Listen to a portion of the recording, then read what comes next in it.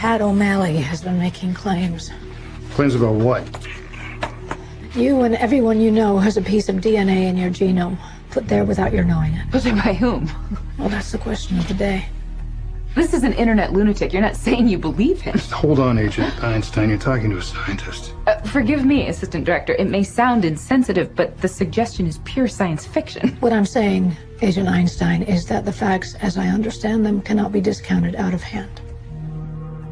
No one has the right or the ability to tamper with your DNA. Unless we gave them that ability.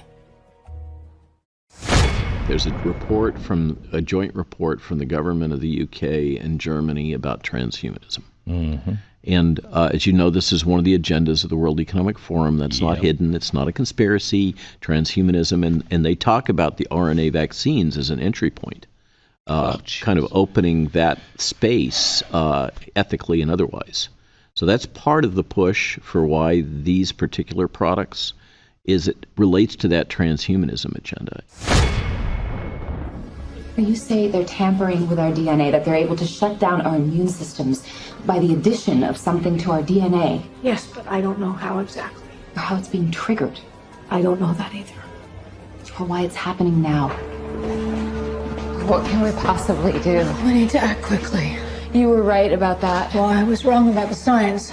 I was wrong about what's causing it. Dead wrong, in fact. But it's clearly a widespread failure of our immune systems. Through gene tampering. A virus within a virus that was put there through the smallpox vaccine. It's what these men are calling the Spartan virus. We have to figure this out. What's wrong with the science? Okay.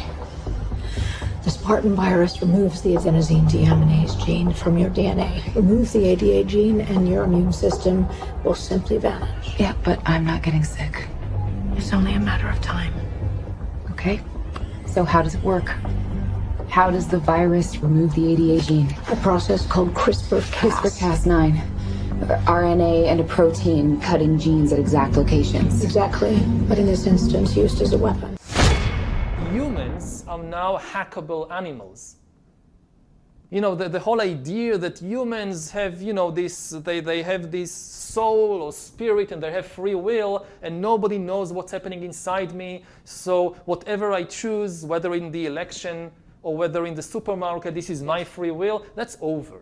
Free will, that's over. That's over.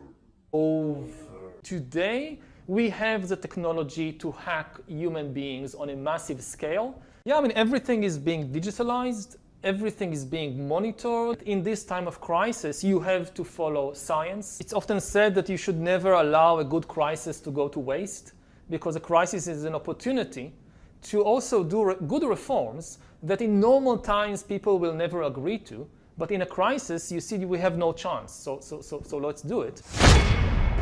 The ultimate weapon. The ability to depopulate the planet. To kill everyone but the chosen. By tampering with their DNA. To look at things like gene editing.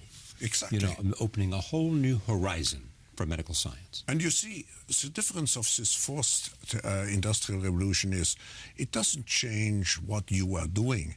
It changes you. If you take genetic editing, right. Just as an example, it's you who are changed. Yeah. And of course, this has a big impact on your identity. Through gene editing. Why do such a thing and lie about it? Our own government. Your own government lies as a matter of course, as a matter of policy. The Tuskegee experiments on black men in the 30s, Henrietta Lacks. What are they trying to do? That's the missing piece. But it's not hard to imagine a government hiding, hoarding technology for 70 years at the expense of human life and the future of the planet. Driven not only by corporate greed, but a darker objective. The takeover of America. And then the world itself, by any means necessary, however violent, or cruel, or efficient. By severe drought, brought on by weather wars, conducted secretly using aerial contaminants and high-altitude electromagnetic waves. In a state of perpetual war. To create problem, reaction, solution scenarios to distract, enrage, and enslave American citizens at home. with tools like the Patriot Act and the National Defense Authorization Act, which abridge the Constitution in the name of national security. The militarization of police forces in cities across the U.S., the building of prison camps by the Federal Emergency Management Agency with no stated purpose, the corporate takeover of food and agriculture, pharmaceuticals and healthcare, even the military in clandestine agendas to fatten, dull, sicken, and control a populace already consumed by consumerism. And I encourage you all to go shopping more. A government that taps your phone, collects your data, and monitors your whereabouts with impunity. A government preparing to use that data against you when it strikes. And the final takeover begins. The takeover of America. Now for an update on monkeypox. More than 550 confirmed cases have now been reported to WHO. This is an outbreak. We have 500 cases so far, more than 500 cases. We do expect to see more. This is not about stealing sovereignty from countries. This is about countries coming together to solve problems together. We've seen the climate change. We see with pandemics. There is no national solution to these. We need strong national systems and we need strong national commitments on climate change. We need strong national commitments on preparedness. But that's not enough.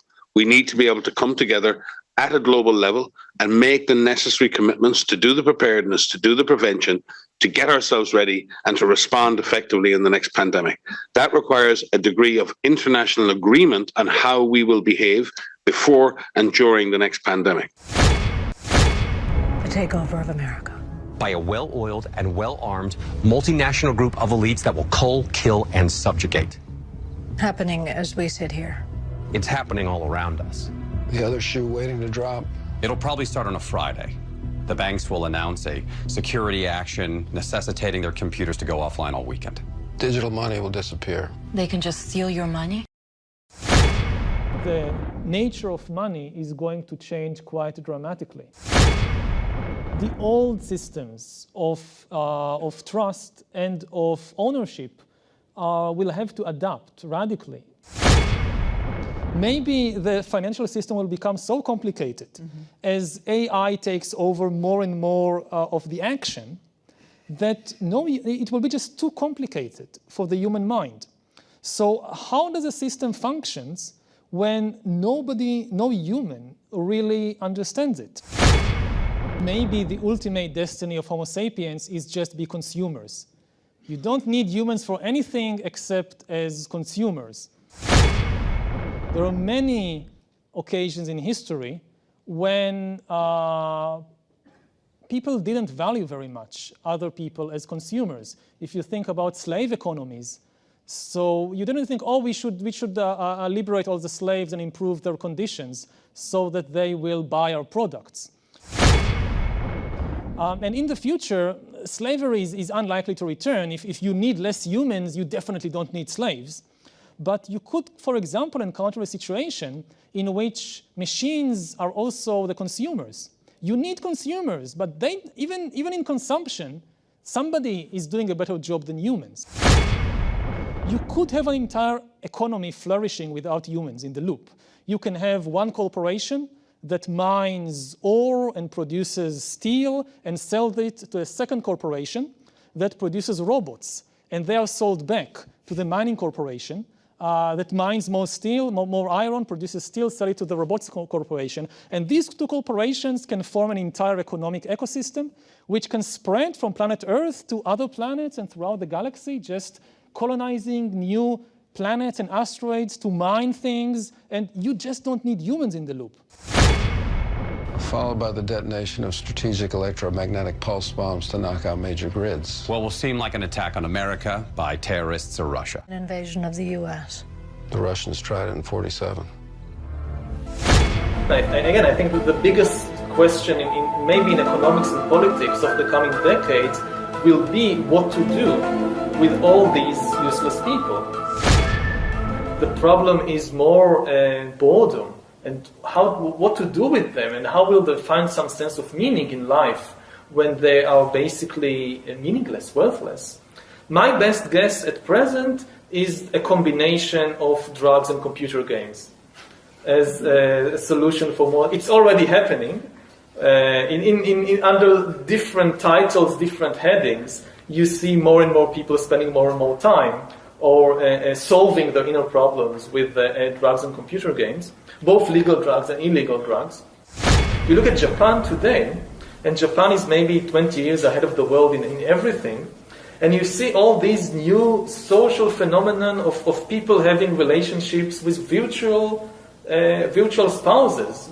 And you have people who never leave the house and just live through computers.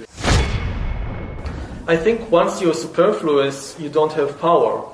Again, we're used to the age of the masses of the 19th and 20th century, where you saw all these successful, massive uprisings, revolutions, revolts. So we are used to thinking about the masses as powerful. But this is basically a 19th century, a 20th century phenomenon. I don't think that the masses, even if they somehow organize themselves, stand much of a chance. We are not in Russia of 1917 or in 19th century Europe. What we are talking about now is like a second industrial revolution, but the product this time will not be textiles or machines or vehicles or even weapons. The product this time will be humans themselves. We are basically learning to produce bodies and minds. Bodies and minds are going to be, I think, the two main products of the next wave of all these changes. That is optional. Again, and if you think about it from the viewpoint of the poor, it looks terrible because throughout history, death was the great equalizer. The big consolation of the poor throughout history was that, okay, these rich people, they have it good, but they're going to die just like me. But think about a world, say, in 50 years, 100 years, where the poor people continue to die, but the rich people, in addition to all the other things they also get exemption from death. Once you really solve a problem like direct brain-computer interface, when brains and computers can interact directly, for example, to take just one example, that's it. That's the end of history. That's the end of biology as we know it. Nobody has a clue what will happen once you solve this. If life can basically break out of the organic realm into the vastness of the inorganic realm, and you cannot even begin to imagine what the consequences will be because our imagination at present is organic. So it's if there is a point of singularity, as it's often referred to, by definition, we have no way of even starting to imagine what's happening beyond that. Looking before the point of singularity, just as the trend is gathering pace, the new attitude, I think, is to treat old age and death as technical problems, no different in essence than any other disease. It's like cancer, it's like Alzheimer, it's like tuberculosis. Maybe we still don't know all the mechanisms and all the remedies, but in principle, people always die for one reason and one reason only, and that these are technical reasons, not metaphysical reasons. People today actually manage to live, many people, as isolated, alienated individuals. In the most advanced societies, many people live as alienated individuals with no community to speak about, with a very small family. It's no longer the big extended family. It's now a very small family, maybe just a spouse, maybe one or two children, and even they might live in a different city, in a different country, and you see them maybe once in every few months, and that's it. After millions of years of evolution, suddenly within 200 years, the family and the intimate community break, they collapse.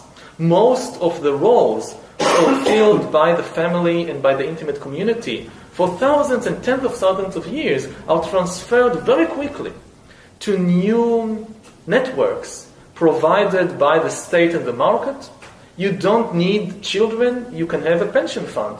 You don't need somebody to take care of you. You don't need neighbors and sisters or brothers to take care of you when you're sick. The state takes care of you. The states provide you with police, with education, with health, with everything. in terms of ideas, in terms of religions, the most interesting place today in the world, in religious terms, is Silicon Valley. It's not the Middle East. This is where the new religions are being created now by people like Ray Kurzweil, and these are the religions that will take over the world.